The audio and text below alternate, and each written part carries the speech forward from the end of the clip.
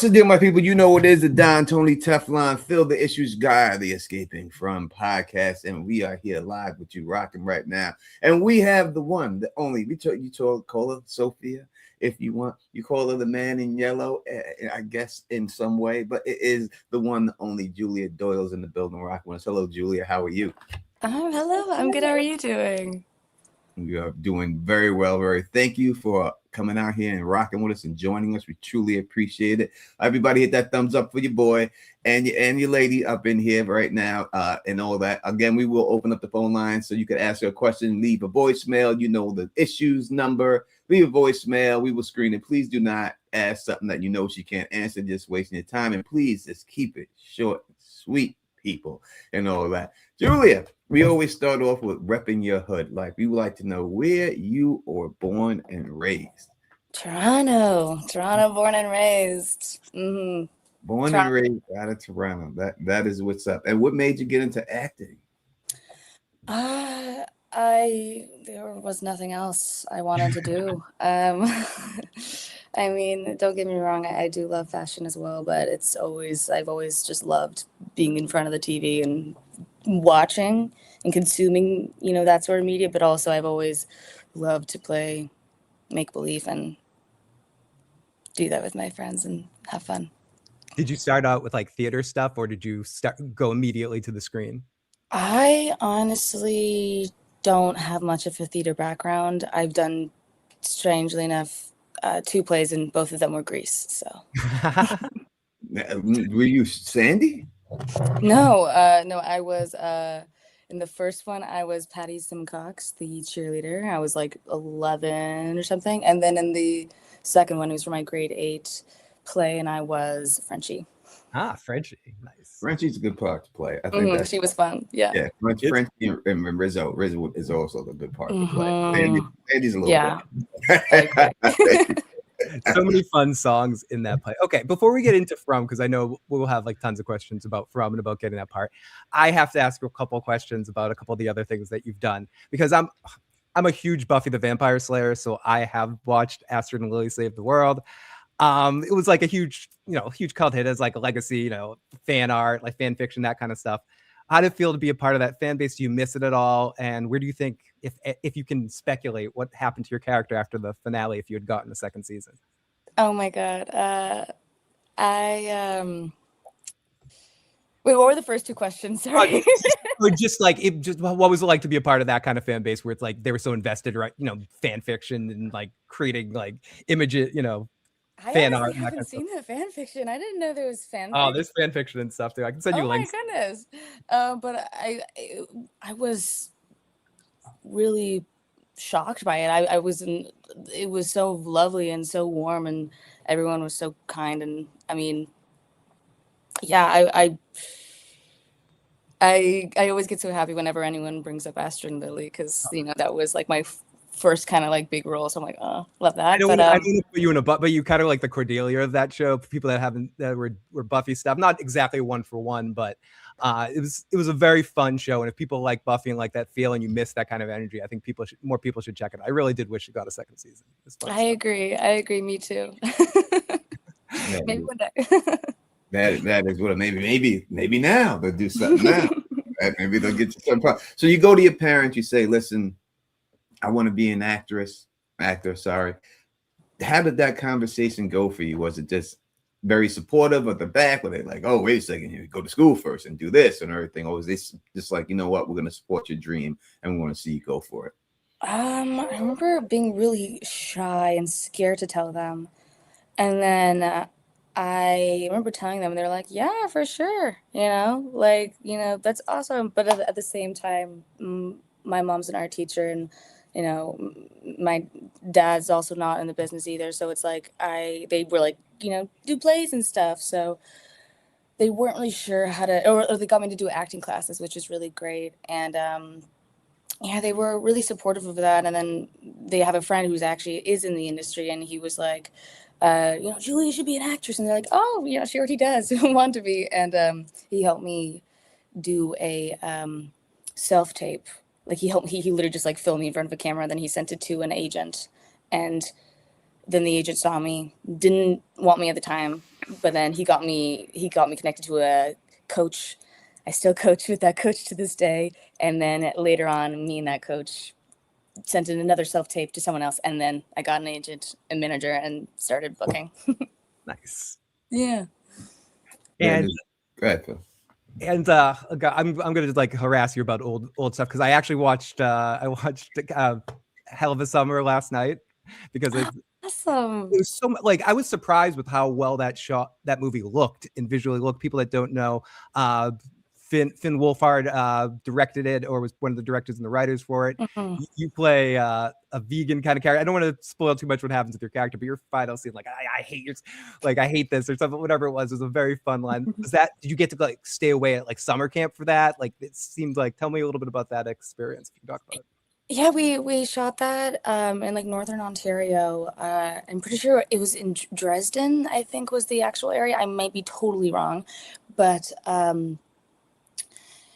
we did it at a summer camp. It was this boys' camp, and it literally reminded me of the summer camp I grew up going to, and it was really sweet because all the cast, we stayed like in a little chalet that was like 20 minutes away from set, and like the majority of the cast, like except for Finn and Billy Brick, the other director and writer and actor, they stayed in like a place that was just like down the block, but all the cast stayed in this one building together in this one like little manor type house. And it really did feel like summer camp, and it was nice. So hilarious too. Like combined like 80s raunchy comedies with like the 80s slasher kind of thing. It was a really fun watch. By chance, was that, I'm gonna completely go sidetrack, did you ever go to Camp Green Acres in Toronto? No, I didn't. I went to Camp Ekon and Geneva Park. I worked at some of those summer camps and stuff. Oh, no way. Okay, that's awesome. Oh, so of course, yeah. Yeah. Like, I always say from like my friends who did go to summer camp, like it's a good reminder of the. It's definitely something if you want to check out some other stuff she was in. It's a fun watch, and you can find it online pretty easily. 100%. All right, so I know people want to talk about From, and that's what they're here for. Well, I'm going to talk about the Murdoch mysteries next, but no, we'll talk. Yeah, you can. We can do the Murdoch mysteries. We go through them all. We can do them all. I just want to say that, you know, when I watch, and I've watched this show. I've been covering this show since season one. One of the few people who have been covering it for that long. And I see you on screen, and when you came on screen and everything else, no matter who you're acting with, and I'm telling you this, the level goes up. And I know a lot of these people have been acting a lot longer than you, but I'm telling you, when I see it, and I know it when I see it, and I promise you this, the level of it goes up when you are on the screen. Not only you hold your own, but I'm not gonna say overshadowed. That would be rude for me to say, but it's definitely a noticeable difference when you're on that screen and acting. I just think you're doing a really phenomenal job at it and everything. I think you're really, really doing very well. When you got casted for this show, did you know what you were going out for? No, I did not. It was under a different name, and they gave me no storyline. No Exit, right? Something yeah, like it was called No Exit, and all my audition scenes took place in the clinic, and Kenny's name was changed to Reggie in the script. And for example, like I had lines changed to like, so like the monsters, they like live in the walls. And I would say, and then I finally got the script after I had my call with Jack Bender, the director. But I thought it was literally a hospital horror TV show, like a new MGM hospital horror TV show. I had no idea it was for this. Were you familiar with the show, but like, otherwise, before you auditioned for it? Yeah, I was. I actually have a couple of friends who really like it, so it was really nice to book it. Did you tell them anything about your character before seeing you on the show, or did you let them see your duplicitous switch thing on their own? And I did not, but I really wanted to. But I remember just like, being like, I booked a role in it, and they're like, oh my God, that's so awesome. Obviously super excited. But then I was like, like it's a really good role. Like I'm really excited. And that's pretty much all I said. But like, I remember, they were really, it was nice when they found out. They were really happy. Now you got the one scene in there when the transformation scene. When I seen this scene, it gave me flashbacks. It hurt me a little bit because my cousin Derek, when I was little, he used to always put his hands behind his back and then pull him over his head and reach him on his head. And like I don't know how he like dislocate his shoulder and then come his hand come back over. And when I seen you do that maneuver, it reminded me of my cousin Derek when I was little. He used to always scare us like that when we were little kids and stuff. I hear that you're a form of contortion. Is how you were able to do that. When did you start learning that you are that, or did you practice at that? Did you go to school for that? Well, I was also that type of kid too. I love to scare people. So once I found out I could do shit like that, I No, would you're fine. Keep going. always You try can to freak out my family Oh, you members. can swear. You can fucking swear all you want. Okay. You never know. Trying to say in the No, same you're sentence. fine. You're fine. Were you one of those kids who turned the eyelids inside out and, Oh, and no, ran no, at people? I crossed the line there. But I actually found out when I played rugby when I was younger for like 4 or 5 years of my life, and I remember I was like mid rugby game, and like we had just like scored a try or something, and there was like a turnover, and I was like walking through the field and then just stretching, and then I did it, and I was like, whoa, that was. Did anyone see that? And then no one did, and then I started doing it more, and yeah, apparently it was not normal. Goodness. No. So rugby. So you were into sports Yeah. at that point. And so I didn't know rugby was big in Canada. It's really big in Canada. Oh yeah, at least yes, it is. I would say in general. I always I notice more rugby over here than other places, but I might be wrong. I don't know. Yeah, it's not here in the United States. There's no rugby. No. Like Okay, yeah, that's what I meant. But I was like, I could be wrong. But No, we got nothing. no rugby. There's no like lacrosse people and just stuff. hanging down the field playing rugby. We had two athletes on. We had Samantha Brown on. She was a great basketball player. She always plays basketball. That was a big part of her life. And you were a rugby athlete and everything else. How did playing sports help you in developing your stuff with acting? I have no idea. Yeah, well, that's good. maybe just like I practice makes perfect. There you go. Practice makes perfect. Yeah, or the competition made you, compete, be more invested in it or something. I'm just making stuff up.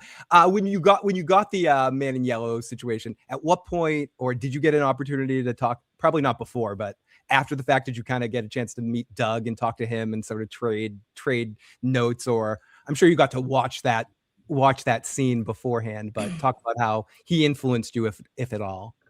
Yeah, of course. I thankfully, after I booked it, quickly caught up with the series, and even before I, got to the end of season 3, I made sure to watch a lot of his last scene because it's a big one for my character, and I also unfortunately only had I've had 2 short conversations with Doug where it's just like, oh hi, I'm Julia, nice to meet you, and he's like, I'm like, Doug, that's right, he's like, call me Doug, and then that's pretty much it. If I'm being totally honest, but I would would love to talk more.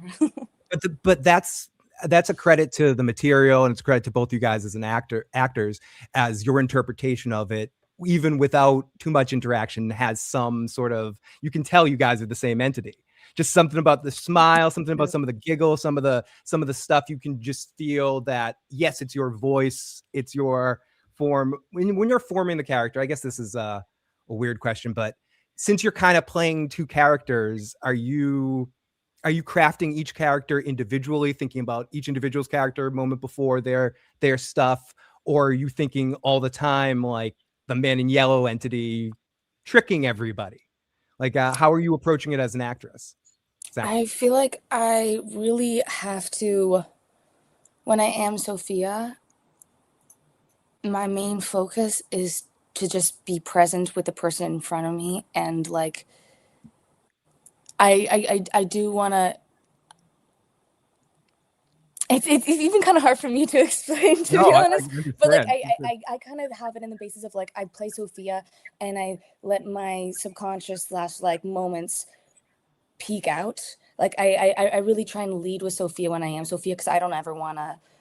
I know that I am very expressive with my eyes, and that I don't necessarily have to push as much or like that shouldn't be my focus when I am Sophia, because that's not Sophia's focus. Sophia's focus is, I'm Sophia.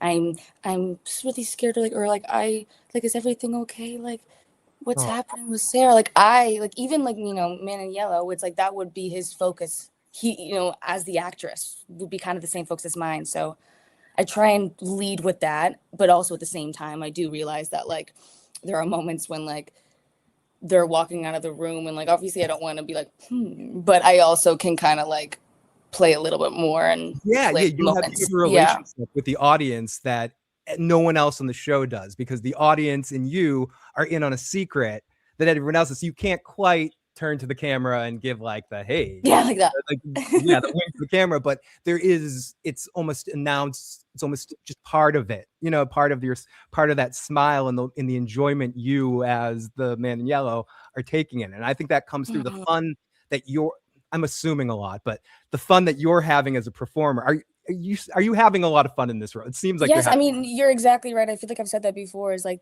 another part of it is like I don't have to try as much because the fun, or I can also focus on it and not focus on it, because the fun I have as the performer, Julia, being happy to be on set, being happy to be in such a cool set, and talking to people that I had watched season 1 prior to getting this audition. So like I could use that like excitement to be like, oh, I'm talking to Kenny, like, so it's but that's exactly the thing where my character would be. It's like, oh, I'm talking to him. Okay, make sure you're a good actress. Make sure you're a good actress. Okay, like you want to impress Kenny, like it's like the kind of similar thing where it's like I can naturally play off of a lot of the things that I am feeling naturally, and anything that I am feeling, I welcome it a little bit. Yeah. And it really does come through. I know we don't have you for too long, but we do honestly I can send a little quick text and I can extend it by like another 20 minutes. It's all good. No, we want you off. Get the hell out of here now. No, honestly, it's all good. All good. But please keep up. We got a voice, our first voicemail of the night. Please send your voicemails in for Julia, 781-990-8509. Don't ask anything ridiculous, and keep the message short. And I'm going to be listening to them, unless I know you. I can actually read what you're writing. So this is from our good buddy Bill. So let's play Bill's. Let me make sure I have all the stuff. Make sure you can hear this. Gentlemen, hello, Julia. Nice having you on the stream. This is Billy Biltron. Without giving too much away, for the rest of the season, what could we expect from your character in 3 words? That's it. Great stream, guys. Have a good one. Peace. You can scale it down to 1 word if you want to. If 3 words would be too risky. I use this. This is not 3 words, but I use this in another interview. As I feel like a movie reference kind of is like Catch Me If You Can. It's like I feel like I'll go with that. I'll go with that if that's all right. Amazing movie. I love that movie. It seems like when you play Sophia, like you gave her like a nervous tick. Like I always see you messing with your fingernails and messing with your fingers. Did the date ask you to do that? Or did just something that you did yourself? That's kind of just something I did myself. I just kind of felt like for her character, a nervous tick. Any sort of attempt to come off as like a wounded bird is my MO. Yeah. And I mean, I think I know the answer to this question because I've heard you talk about, what was the first scene that you shot in? Was it immediately getting into the car? Literally first day of set, I show up to set and they put me in the car and I'm screaming and crying. So yeah. But that must have worked so well with how you felt coming in. And you've been in a lot of situations, like obviously you're just come off, I don't know the timing of it, but the Murdoch mystery, I don't want to get too into that, but it's a period piece. When I was up in Toronto for a while, and like, I forget what year, but it was like I was watching, it's kind of Murder, She Wrote-ish. It's for people that know that show. It's like a period piece. You're in there. So it must've been so interesting going from like a summer camp to that. What was it like coming into this town, from town for the first time? Was it had you been into anything like that before? No, nothing like that before. Cause I mean,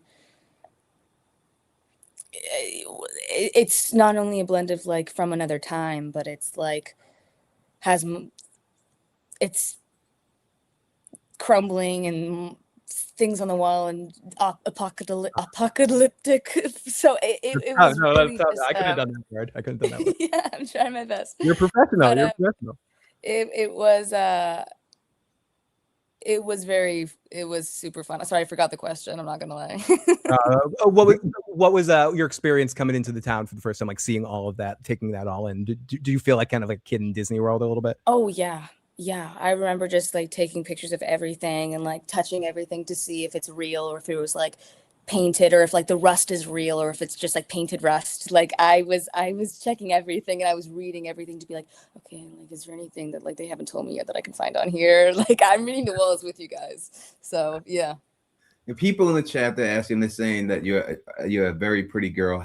When did you know that you could do such a creepy type of smile? Like how did you realize that going into this? Like, hey, I can get into character and I can, because the Smile Monster, we had him on, that actor and stuff, and he was like, this was my normal smile, and then I tilted my head, and all of a sudden it came all this. It got a little awkward. It got a little weird. He goes, no, look, he's like, I look back at my old pictures and stuff, and I scare myself.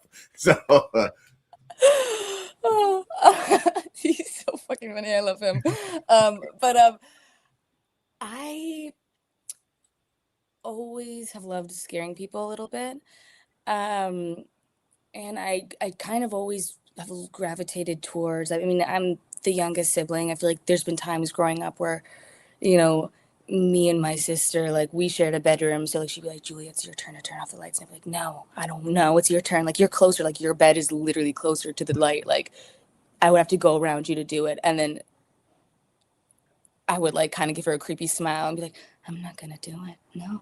In kind of that way. So I feel like growing up, I didn't always have like the best disses or whatever because they were older or stronger, but I would try and scare them or creep them out a little bit. Speaking of your family situation, again, tell me, debunk this or tell me if it's true. Did you walk in on when you were really young, like your brother was watching The Walking Dead or something, and that kind of horrified you for the first time and kind of got you into the horror? Did it get you into horror or did it scare you? Oh no, I was terrified before it got me into it because even though I was a little bit freaked out by it, it was the scene where Rick goes into town on the horse and then all of a sudden turns the corner and there's all the zombies and then he's under the tank and then goes in it was that entire thing. I was like, okay, I can't go back upstairs right now and also it was nice because since my brother was there and like I kind of felt like a little bit like since the lights were on in the hallway, I wasn't super in it and I could watch it and it was super entertaining and I immediately the next morning was like, Mom, can we watch it together? And then I got my mom into it and my mom became way more of a bigger Walking Dead fan than I am to this day. It's big zombie family over here. That's awesome. They must love seeing you on the show. Yeah, no, they're happy because they got into the show as well after I booked it and they were really happy. Yeah, they love the show now. that is amazing. We have New York Times best-selling author Terran Matthew from the Summoner series, sold over 5 million copies in there, and he's asking you a question. And he says, "Hi, Julia. Thanks for your work. How often do you see what seems like a clue placed on this show and wonder what it might mean?" All the time. I mean, yeah, I do. Maybe like a couple times a day, depending on where I am on the set. And we have seen from the trailers and everything that it seems you're moving in with Sarah. How was it working with that actress who plays Don't touch Sarah, or we were not friends. I know, I've been told. So what was the question? How was it? How was it working with her? Oh, lovely. Avery is so sweet, and also so talented. I can say the same thing about everyone, honestly, but yeah, I definitely am excited for more of those scenes to come out and for you guys to see what happens next. I want to see it too. I can't wait to see that you linking up with her, because I think that's going to be a nutty situation when it all comes down to it. And so, actually, one thing I will say, when I have a scene with Avery and it's in the trailer, and she had to do like a breakdown, and I remember as an actor just watching her do it multiple times. It was so hot and sweaty that day. her do it every single take and nail it. And I just remember as another actor being like, holy, this is really impressive. So just as another actor, not only was she great to work with, but it was so fun and impressive watching her work. Just had to say that real fast. And we have another voicemail. This is from area code 647. Hey, Tony, Phil, and Julia. It's Think Story here, also a Toronto boy. Shout out. My question for Julie is, were you given all the scripts for the season before you filmed your first scene, or was it episode by episode? And if it was episode by episode, would the showrunner have to give you clues on how to guide your character's motivation? Thanks a lot. Good question. I was not. I was given them the same time as everyone else. We got them towards the end of each block. A block, there's 5 blocks, and each block is 2 episodes. So we filmed 2 episodes at the same time. So I could be filming a scene from episode 1, and then literally an hour later be doing a scene from the end of episode 2. And so I did not know where my character was gonna go. I had to just hope that I knew I have faith in the directors and the writers that what's on the page is on the page, and I don't have to work as hard. And also that if I am doing something on set, Jack Bender, the director, will tell me, because he's also the executive producer, and he knows what's going on. So I'm happy to have them as guides. It's How awesome. Real quick, No, Tony, you go. How much leeway do you get with it? Like, I know the page is the script is a script. Do they give you any leeway to come up with anything? I know you said the fingers thing you came up with. Are they very adjustable with that? Like, hey, let's give it a shot. Like, you could say, hey, I wanted to try something this way, and say, hey, let's give it a shot. Let's give it a shot and see how it takes. Definitely. No, they're very open to letting me try stuff, and I'm very grateful for that, because especially as someone who has to do creepy things, I want to make sure that I don't half-ass it. And so I feel like having that ability to potentially do a really bad take is really nice as an actor, because then it's since I feel comfortable knowing that if I do a bad take, they're not going to think I'm a bad actor, and they're not going to be like, okay, let's go back to the script. They have faith in me that I can do good stuff as well. And sometimes, if I mess up, I'm comfortable. And if I don't, I also know that they can be like, that was really good. Let's keep doing that or whatnot. That's important, because I bet it, or I imagine it gives you freedom because you trust the people that you're working with.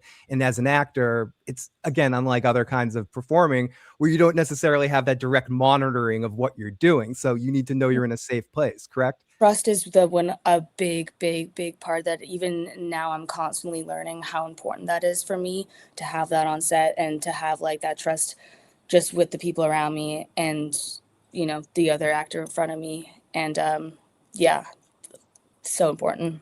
Yeah. No, it is. And I mean, I think that's how, when you first jumped into the cast, which actors or which crew members kind of approached you or kind of helped guide you or bring you into the group?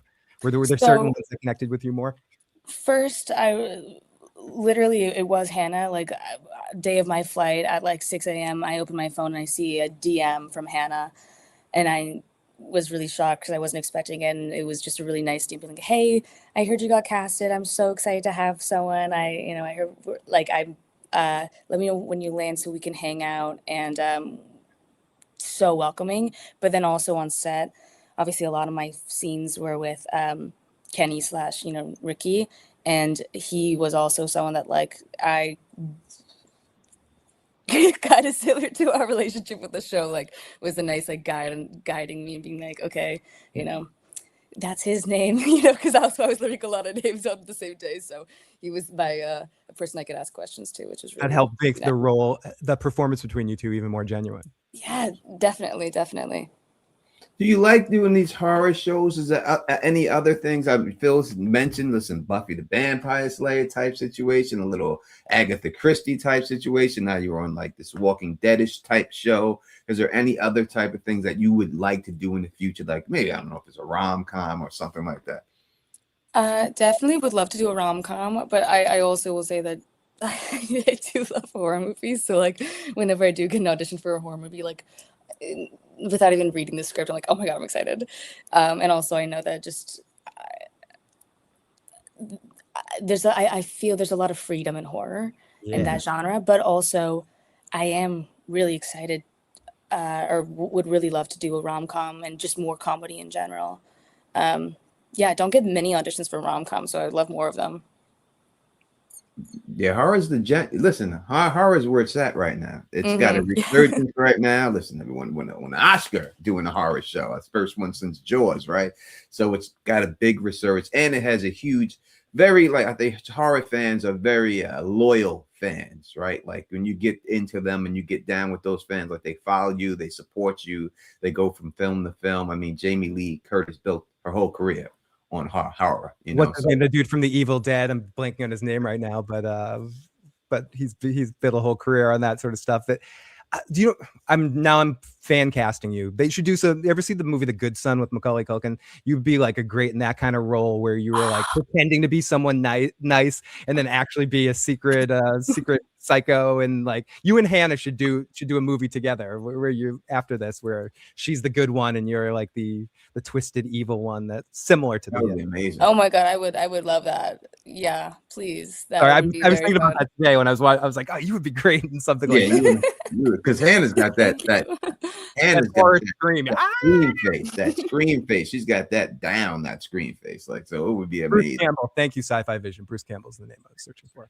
Like, oh, thank you so much, Sci-Fi Vision. We really appreciate you and everything. Everybody, hit that thumbs up for your boys. 245 people here watching right now live. You can call in. You know the call-in number and everything. People are saying Julia gets the reboot for Fatal Attraction right now and everything.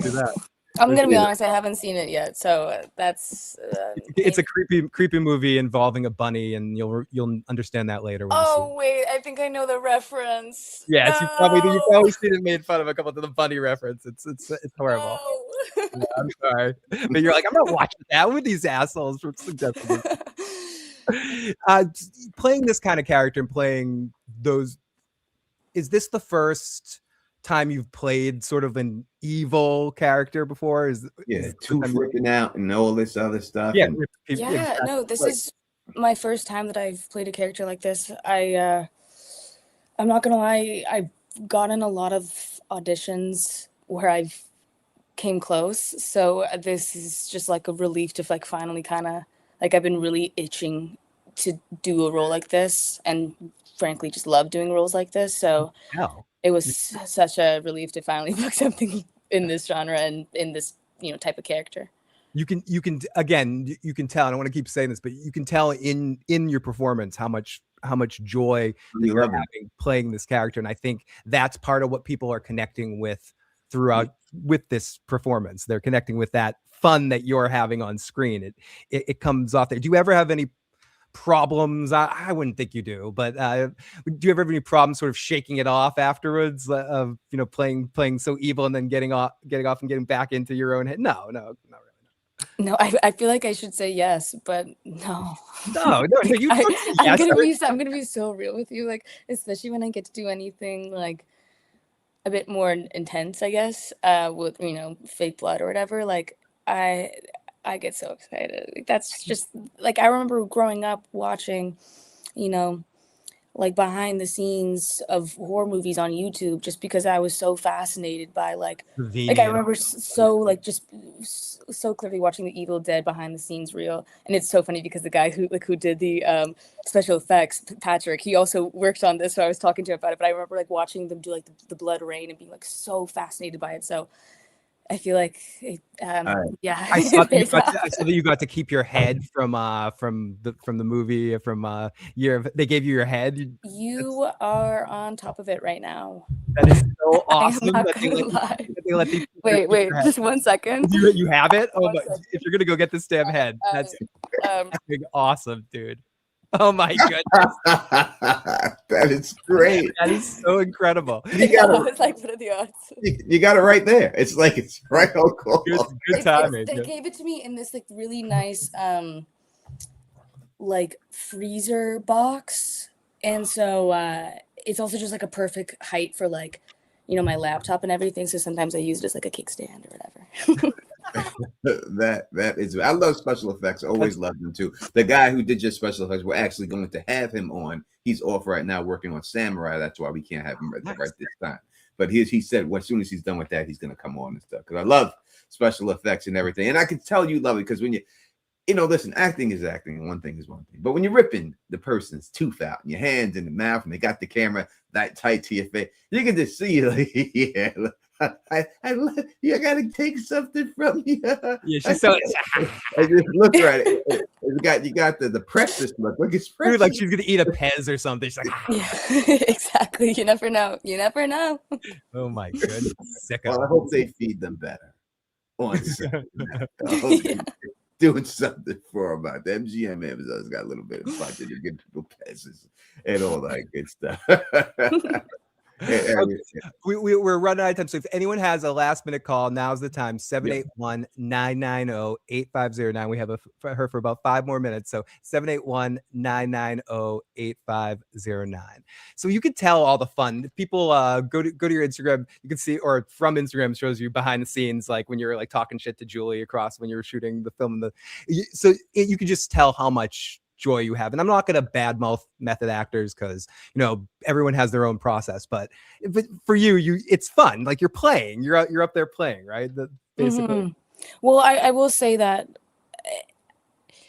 if I were like shooting like a really intense scene, it would kind of be hard for me to like jump in between like crying and being like da da da da da. Yeah. But I thankfully that like with my character I can have that levity. But and even for like those intense scenes, it's nice that like, you know, everyone is such a joy to work with, and so nice that like even after doing intense scenes, it's not like a horrible vibe. But at the same time, when you are doing those scenes, everyone has like is a little bit more quiet and a little bit more like, you know, you really have the space to like to work and find your to spot. work and not feel like, you know, time is money, you know, so it's really good and such a safe environment. Yeah, listen, because they've given you some deep stuff for someone coming around the cast. Like they put a lot on your plate. I mean, the crying's got to be believable, and the wheezing and all this, and sitting there in the ambulance and all that, and just being in the car with the thing around your neck. I'm like, as soon as you get there, like, all right, you're in the car right here. You got a thing around your neck. I mean, I'm such a liar right now because I'm like, when I was doing the car scene, I was also having so much fun in between. Oh yeah, even though I was crying, like I'm not gonna lie, for that scene, I was super like being like, oh my god, yeah, no, guys, this is awesome, and yeah, it was that day in general just so much fun. Sorry to interrupt you. Continue. No. That's what I was just saying. Like, you know, they put a lot on your plate, and you have knocked it out the park. As I said before, I see very big things for you. Listen, I predicted when The Rock was in wrestling that he would leave wrestling and become a big Hollywood star. And everyone laughed at me. And it was like, oh, this guy. I said, I'm telling you, I see it in the dude. Dwayne? Yeah. It was like, I was like, I see it. I can tell it. I know it when I see it. When you got it, you got it. I said, he has it. And look at The Rock now. And I'm telling you that you, from what I've seen, have it. And I expect to see very big things here. Hollywood's calling you. You'll be out of Toronto if that's your desire. It's very soon in life, and I can't wait to see exactly where your career takes you. 100%. Thank you so much. I really. And I hope you get to play a psycho in so many other things because of how much fun you have with it. Because I've seen a couple others, and you have fun always when you're working, but I can tell that in this position you're enjoying all these psychotic things that you're doing, and you're scaring me a little bit because of that smile of approval that you're putting on your face right there. But it is appropriate for the moment. Huge thanks to you for joining us, Julia. 100%. We really appreciate it. If you ever have anything to promote or wish to promote anything, we would love to have you on again. Everybody go follow her on her Instagram. What is your Instagram so people know? It's Juiadoyle. It's basically my name, but like Julia has a 1 for the L. No, right. That was a Oh. very confusing way of saying it, but Or just go hopefully- to MGM and all the other friends at MGM. You'll find her. yeah, They do all that, do like- that. We do have one quick voicemail before we let you go. What's that? Hey, it's Andrew from Queens, New York. Quick question for you. At what point in the audition process do you come to know that you're going to be a sort of a headline villain character in the show? And what was your reaction when you came to learn that? Last question. Sorry. To be honest, I really, at first I had a call back and they were telling me, okay, yeah, it's actually from, and I was like, okay, cool. And then you're only going to be doing 2 scenes. And then a day later, I'm like, okay, you're actually not doing any acting. You're just having a call with him. Cool. And then I got sent the scripts and I read the scripts, but I didn't know. I was really rushing through season 2, but I didn't know. And in the script, it said MIY. It didn't say Man in Yellow, it just said MIY. So I didn't know really what was going on or the importance of it. Like, I knew that obviously, like, it was a good character. But I didn't know the importance of it until, like, literally, like, I swear to God, like I had to watch fan edits. It was the fan edits that made me realize, oh shit, like this is a big deal. Like Yeah, I'm actually a big found out, like, character. on my way to Halifax, pretty much. Oh my What I was goodness. doing. Yeah, So, we've had Doug on so many. I think I was the first YouTube channel that got Doug on, that came on, and Doug's a good friend of mine and stuff like that. I actually got a local place out here where I live to do one of his plays. They're going to do it next year, so big fan of Doug. Big, lovely. That's awesome. big fan of you and everything. Big things are coming for you. And again, if you have ever had anything to promote, we would love to have you on again. Thank you just for giving us the time. We truly, especially the extended time and stuff. Of course. No, was having a great time talking to you guys. That's what I did. So thank you guys for having me. It's like I'd have been out of here in 5 minutes if you guys. No, I'm like, no, honestly, I mean, like, I had it. Thankfully, it's my thing with my friend, so she's flexible. But thank you. No, we so really much do for having me, appreciate guys. you. I had a great time. All Awesome. right. Thank you so much. Have a great night. Have a great night. Take care. Take care. Bye bye. I don't know how to get off. I don't want to get out of it. No, we've strapped her in here. See, everyone wants to mess with the man in yellow. We're screwing with the man in yellow. Yeah. All right. There we go. She's like, I can't get out there. Oh my goodness. Appropriate. Do you just want to get out of? You just want to get kicked out of the channel? Bye. Who is Bye. Oh Jesus! What is that? Proximus Furious said something? Yeah, Proximus just got banned. Sorry, Proximus. Sorry. Yeah, get out of here. You're in the box. Sorry, dude. What was that? Like, did you have a stroke while you were typing there? I'm sorry. It was bad. Yeah, you know what I mean. Now listen, I know you people are like, listen, we buttoned it up. You know, we don't have one style of interview. We're very professional. Yeah, we can do a normal interview too when they're not surprising us in the live chat, Tony. Yeah, if someone doesn't have to just break out and surprise me, you know, and having you only have 24 hours notice for this one though. We did only find out that she was coming on last night, so we had 24 hours to get ready for it. But. Yeah, and all that good stuff. So we definitely we'll rock with y'all for a little bit longer, and then we'll get out of here and stuff like that. People saying, please do an interview with Boyd. That would be dope. You know, we could reach out to Harold's people and see if he wants to come on. You don't ask us if like go to him and tell him he should come on here because we need an hour for Harold. Tony, I have a question. Do you think we should have Harold on? I don't think maybe we shouldn't talk to Harold. Like, I don't know about that one. His career is, you know. I don't want to talk to Harold for an hour about Oz. Forget From. That's a long career. It might be an interview that I don't know. It's just too much to talk about. Yeah, let's fuck Harold. We don't need Harold on this. We don't want to talk about King of New York with him in the subway in them tight ass jeans. We don't want to talk about him as Crucio. And yes, everyone, she was awesome. She had a good time. You could tell that she sort of enjoyed her time. You guys made her feel very comfortable. So thank you guys for making. She got a head right next to her own head. I mean, how cool can you be if you have that? I'm glad I took that pull. I was lucky on that one. That was a lucky shot. That was great. I mean, how could it be? You know what I mean? That when you have that there sitting right there. She's great. And listen, she's not going to say nothing. She's not going to, and she doesn't have to. I'm saying that there are fine actors on this show. Really good actors, you know what I mean? And Samantha is my favorite actor, as everyone knows. I think Samantha's lovely, everyone knows. So I'm not, but if you cannot see You do when totally. she is in the show and when she gets on screen, how got the show gets elevated by her performance, and you have no idea what acting is.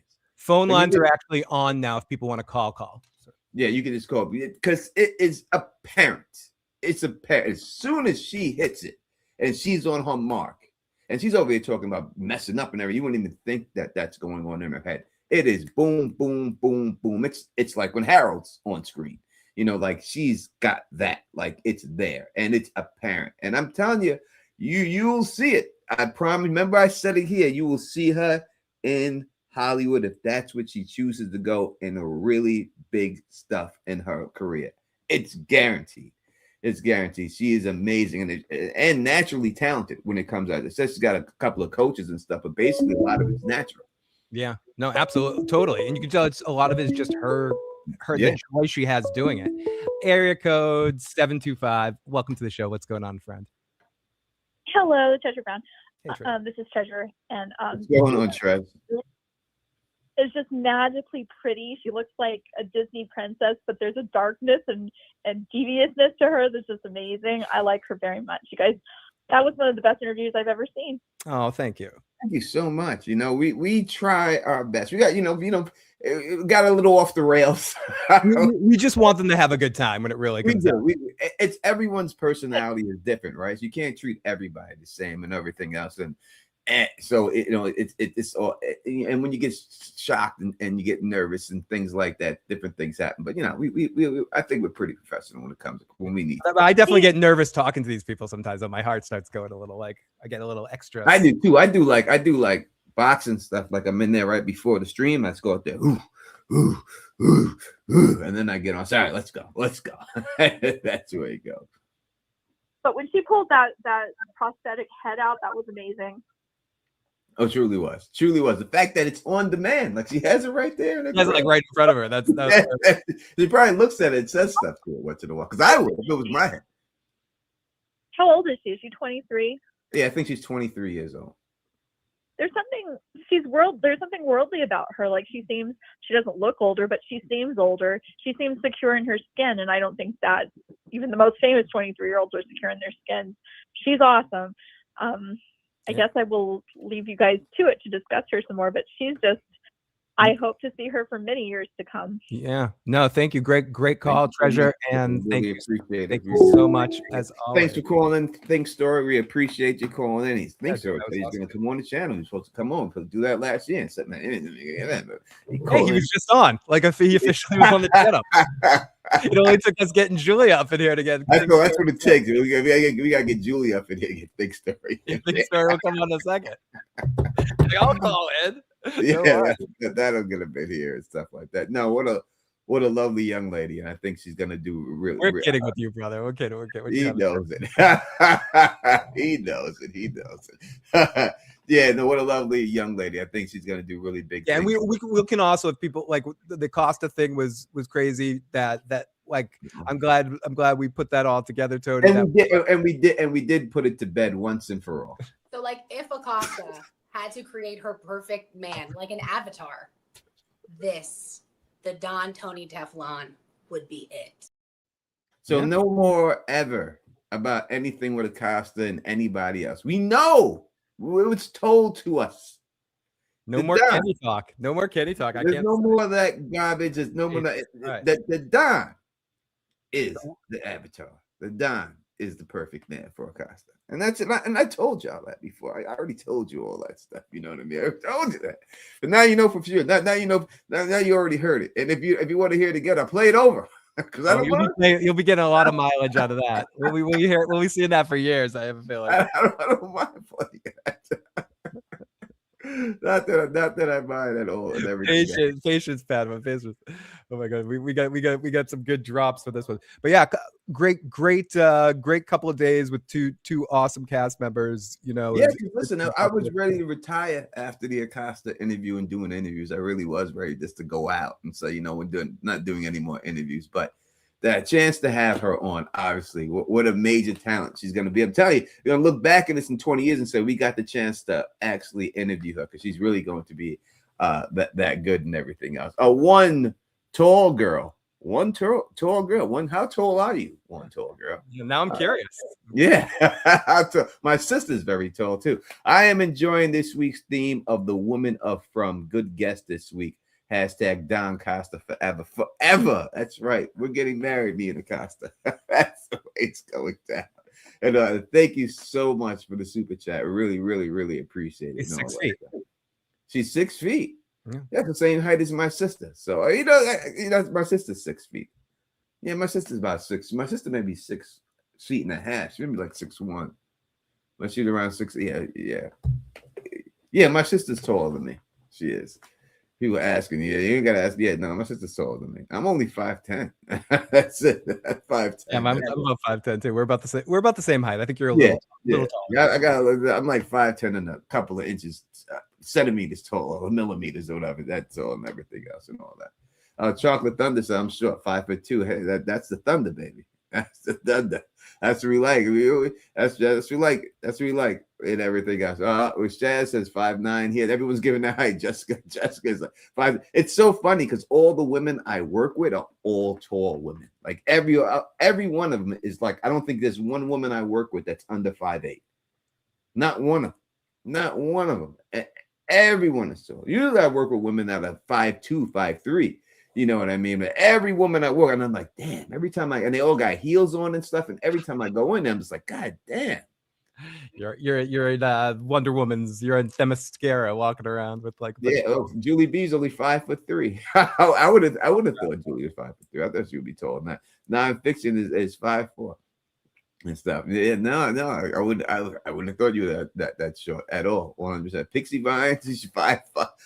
Everyone, that's my shorties at and everything else. that's my short. Tony, have some 6'6" women's there? Have I in my job, or are you saying my personal life? I don't know what the question is.